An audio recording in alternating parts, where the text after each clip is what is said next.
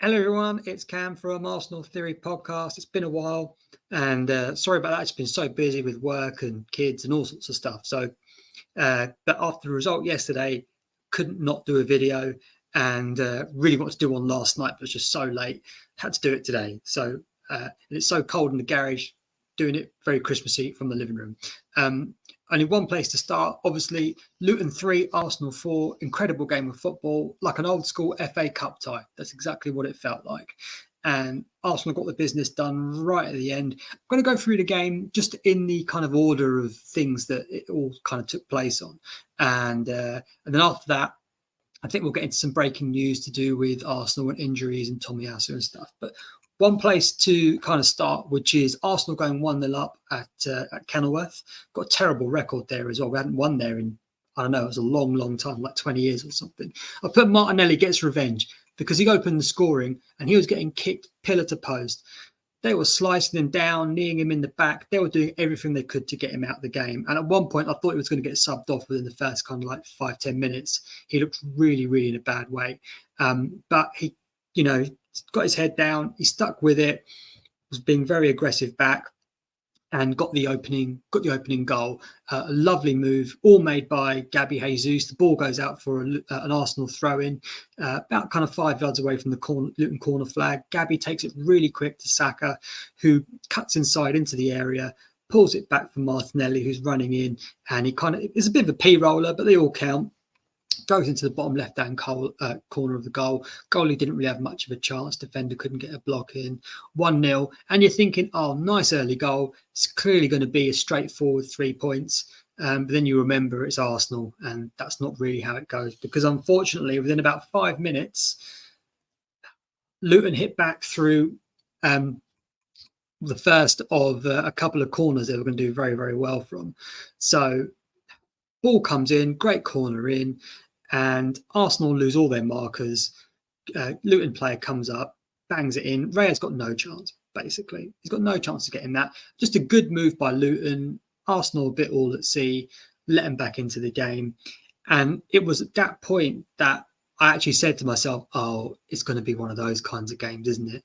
Where it's just going to be end-to-end, seat of your pants, and you just got to hope that you're the ones that come out at the right end of it, really. And so I was getting ready for kind of 1-1 half time. And then just before half time, the main man himself, Gabby Jesus, who's having an incredible game. Again, they were fouling him left, right, and centre. And he was standing tall, so much pace, so much aggression, but so much skill as well. And so on the right-hand side, I think Saka fed in Ben White, who managed to get an overlap in, get into the penalty area.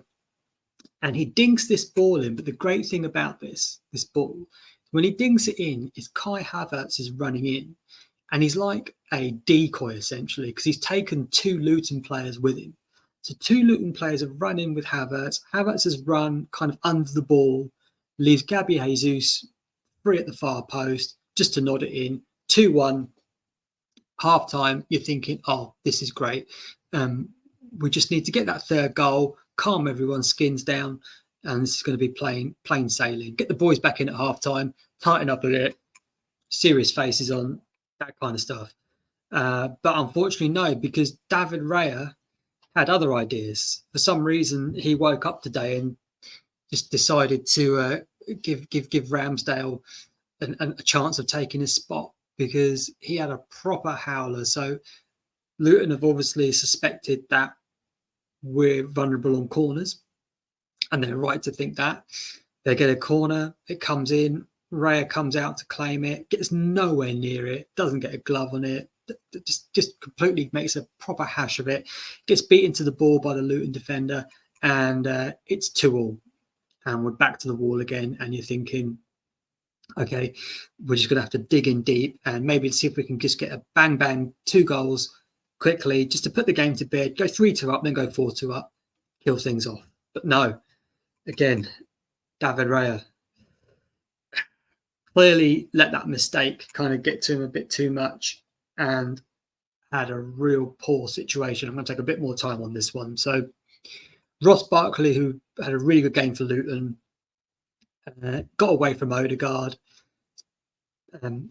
pacing down the left-hand side, gets his head down, and he hits it reasonably hard, but it's right to Raya's kind of like left foot, essentially.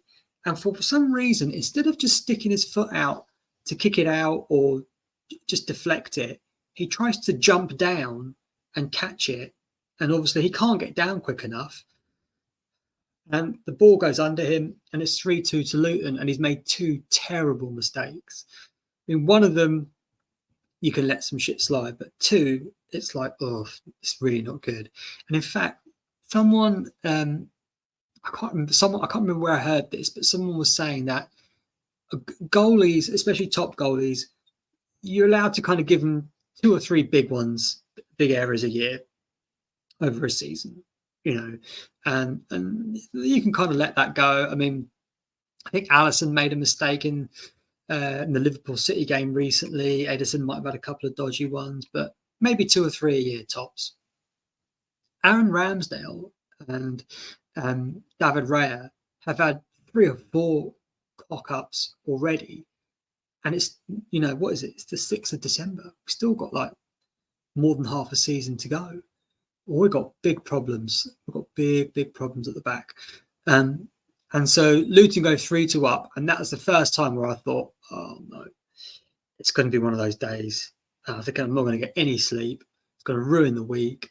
All the rival fans have got knives out for us.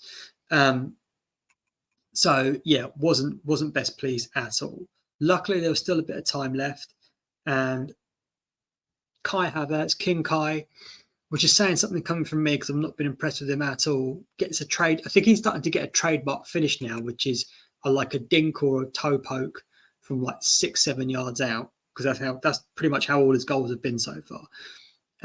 Nice run through, gets put in, finishes it 3-3, grabs the ball straight away, which I liked. He didn't, he did celebrate. He did a kind of shush and like a can't hear you sort of type response to the crowd. But he wasn't kind of getting carried away in the glory. He understood there was still a job to do. And then it was a case of Arsenal just trying to lay siege to the Luton goal. And you're kind of looking at it going, okay, well, there's still 20 minutes to go. We've got this. 15 minutes to go. Okay, all right. We still can make something happen here. 10 minutes, 5 minutes. And it was at 5 minutes where I thought, oh, this really isn't good, because we had a lot of possession, but we weren't really peppering them, I don't think. And we weren't kind of getting in behind them. Just nothing seemed to really be coming off. And Odegaard was huffing and puffing, but really couldn't get anywhere. Kai had been great, and Gabby Jesus had been great, but they just weren't able to make that extra step that we needed. And they were doubling up on Saka. Trossard had come on from Martinelli. He had a couple of chances, but they were just kind of just over or deflected. So that was a problem. And we get to about the 96th minute, and there's maybe 15, 20 seconds left to go. In fact, we're already past 96 minutes. And it's at that point that I see a text pop up from my mate Doubt, who's been on the channel, a United fan, just saying, you lucky gits. And I'm thinking, what's he talking about? The game's about to end. And that's when I remembered that Doubt is always ahead of me on the games for some reason. He's always about 30 seconds ahead. And I thought, oh, does this mean we're going to get a winner? So I'm watching it. Ball goes to Zinchenko. I'm thinking cross it in. He doesn't cross it in. Plays it back for Odegaard, who gets a nice kind of 45-degree angle. Whips it in. Declan Rice at the back. 4-3. Just scenes everywhere. Unbelievable. Luton fans, heads in hands. Arsenal fans crushing through the bollards, but the advertising hoardings. Players going nuts. Arteta's getting booked for celebrating. It's just pandemonium everywhere. And I have absolutely no sympathy for the Luton fans at all. None whatsoever. People going, oh, plucky Luton. Alan Shearer having a good old moan about how much injury time was played. Well, do you know what? We should have had a penalty. Gabriel was blatantly having his shirt pulled everywhere. For some reason, VAR didn't even look at it. Luton were kicking us left, right and centre. being late in the challenge, kneeing Martinelli in the back, nearly had to have him subbed. So no, I got no sympathy for them at all. They played really well, don't get me wrong, and it's a tough place to go. That pitch reminds me of Highbury, not the stadium, but just the size of the pitch and just how small and intimate it is. Really causes problems, like a proper FA Cup tie that was. And to get the 3 points, I couldn't even shout or anything because my wife was asleep. So that was a pain. But just thinking of the tears of all the opposition rival fans who'll be crying about that. And yeah, I've been having a little look around and some of the stuff that people have been saying about Arsenal has been quite funny. But it's one of those games where you look at it and go, bloody hell, we went life and death with Luton. That's really not a good sign. Having said that, 2 of our goals, I mean, they scored 3 goals on an XG of 0.02 or something. So to score 3 goals off that tells you that something went wrong, and that was the keepers, unfortunately. Declan Rice has saved our keepers twice now. He saved Ramsdale against Brentford, and he saved David Raya yesterday. So in terms of the keeper, I don't think Arteta's going to drop Raya just yet, because the mistakes he's made have not really cost us yet. We've managed to find a way out of it, but that can only go on for so long. But yesterday was really just about getting the 3 points, I think, and then just getting ready for Villa away at the weekend. Just a tough place to go. I mean, Liverpool drew there. Chelsea actually, though, did well. They won 3-0 there, which is a shame. We made real hard work of it. But that's just how it goes sometimes. But Declan Rice, just incredible. £105 million bargain. Didn't give up. Didn't actually have his greatest game, I thought. At one point, I actually thought, "Oh, do we look at taking him off?" Not because he was terrible, but just because we might need more of an attacking threat, and his defensive side of the game wasn't really being utilised as far as I could see, because Luton weren't really doing much kind of counter-attacking or playing through us, and they were really just a threat from set pieces. And obviously, Rice is quite a tall, big guy, but he didn't help in any of the set pieces that we let in. So I was thinking maybe he'll bring Trossard on for Rice possibly and go ultra attacking to get that extra goal, but didn't need to. He's the one that done it, and it really does show. If you should really go for players when you really believe they're the ones to make a difference, and I think. And potentially overpay as well, because there have been so many times where under the Wenger years, there were players that we wanted to get in and Wenger refused to overpay. And you just think, how much has that cost us? How many points has that cost us from adopting that kind of thinking? I mean, Declan Rice, he got the put us ahead against Man United in the last minute. That got us an extra 2 points. Saved a goal line clearance against Brentford. So that saved us 2 points there. So that's 4 points. He got the winner yesterday. That's another 2 points, 6 points. Yeah, he's really paying that chunk off. And sometimes you do have to pay over the odds. It might look like it's over the odds at the time, but obviously it's not. He's a complete bargain at that. So I hope the club understand the difference that level of player makes in a team. And if we're going to make any additions to the squad, they really need to be at those kind of levels, I think, to be able to improve it. Because, yeah, you can get in bodies, essentially, but that's not really what I'm interested in. If we're talking about winning leagues, winning Champions Leagues, we need players to come into the first team and really push and crack on. And it's those Declan Rice type players, But yeah, we'll see what the financial situation is with that. But incredible game, incredible result. Not all good news, obviously, the Raya situation. And I think in the press conference, Arteta said that Tomiyasu's done his calf in again. I don't know how many times he's done his calf in. And he's out for at least a month. And then even if he's back in a month, there's the some kind of Asian Cup. I didn't realise. I know there was African nations, but there's an Asia Cup as well. So we're going to have to deal with that. There's rumours that Bayern Munich are interested in signing him. Arsenal are in a situation where do you extend his contract and give him a pay rise, or do you cash in? No, I don't know what the answer is there. I suppose right now you're not going to be able to sell him in January, I don't think. So if you were to sell him, so I would wait. I would wait till the summer. I would wait till the summer and maybe say to him, look, if you get back fit and you make it to the end of the year and everything's okay, then we'll extend you. But if there's another reoccurrence, unfortunately, we can't rely on you. And you're going to have to go because he's such a good player. But if you only get 10 games a season out of him, it's not worth it, is it?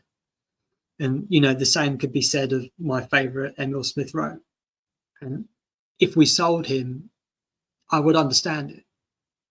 I don't actually understand why anyone would buy him because he is just injured all the time. But at the end of the day, there's no room for passengers now. The level that the team's at, there is no room for that. And players like Fabio Vieira, Smith Rowe, and Tomiyasu, there are decisions to be made around all those guys. So we'll have to see. Arteta getting booked for celebrating, just more patheticness from the FA. So he's in the stands for the Aston Villa game.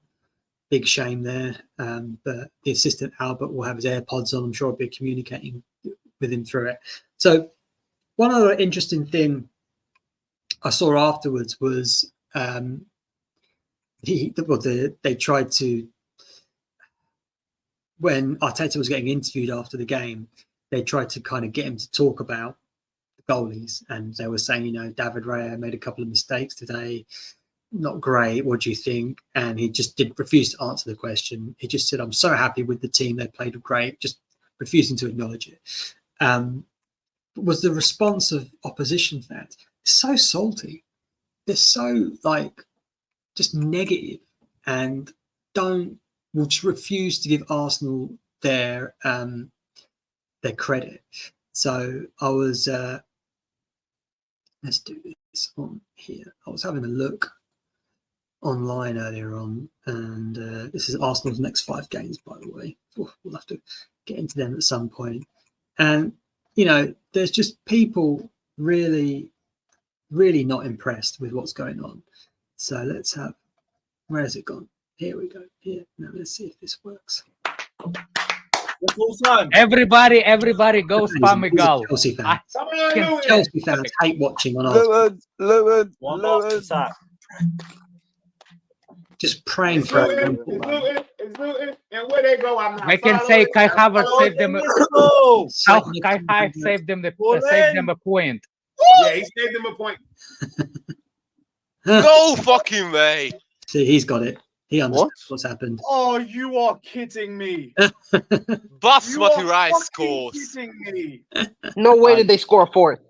You are they did. Absolutely fucking. Wow. You're taking a fucking piss. There's no fucking way. No, There's like 5 seconds left.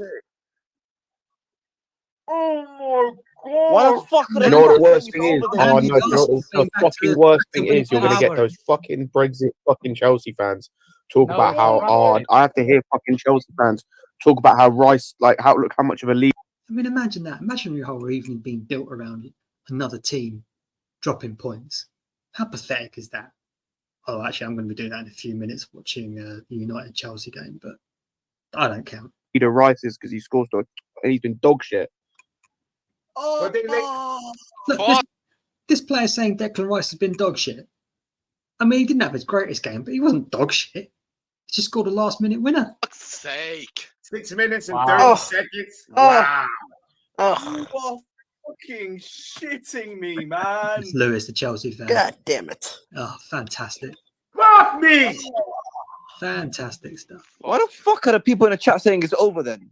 You idiots. Where's that threat so I can Anyway, it just made me laugh that the level that the rivals are kind of stooping to at the moment. They're sick of Arsenal.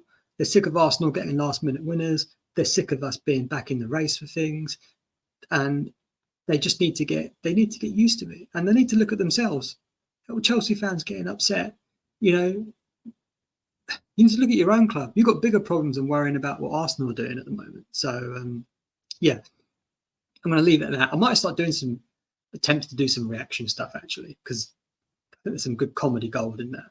But look, I'm going to leave it at that because there's some football about to start in a minute. So thanks very much for watching. If you like the video, please comment, like, subscribe, whatever you want to do. And I'll see you in the next one. Thanks very much. Bye-bye.